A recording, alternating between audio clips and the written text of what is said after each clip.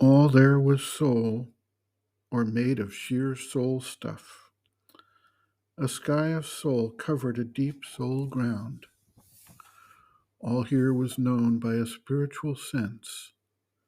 Thought was not there, but a knowledge near and one, seized on all things by a moved identity, a sympathy of self with other selves, the touch of consciousness on consciousness, and beings look on being with inmost gaze, and heart laid bare to heart without walls of speech, and the unanimity of seeing minds in myriad forms luminous with the one God. Life was not there, but an impassioned force, finer than fineness, deeper than the deeps, felt as a subtle and spiritual power, a quivering out from soul to answering soul, a mystic movement, a close influence, a free and happy and intense approach of being to being with no screen or check, without which life and love could never have been. Body was not there, for bodies were needed not. The soul itself was its own deathless form, and met at once the touch of other souls, close, blissful, concrete, wonderfully true.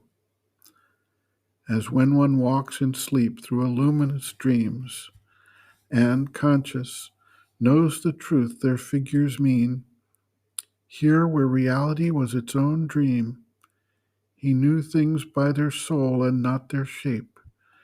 As those who have lived long made one in love, need word nor sign, for hearts reply to heart, he met and communed without bar of speech, with beings unveiled by a material frame.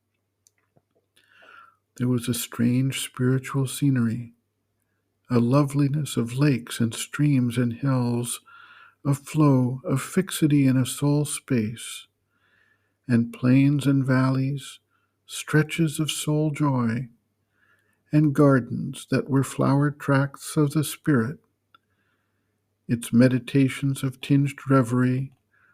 Air was the breath of a pure infinite. A fragrance wandered in a colored haze, as if the scent and hue of all sweet flowers had mingled to copy heaven's atmosphere. Appealing to the soul and not the eye, beauty lived there at home in her own house. There all was beautiful by its own right, and needed not the splendor of a robe. All objects were like bodies of the gods, a spirit symbol environing a soul, for world and self were one reality.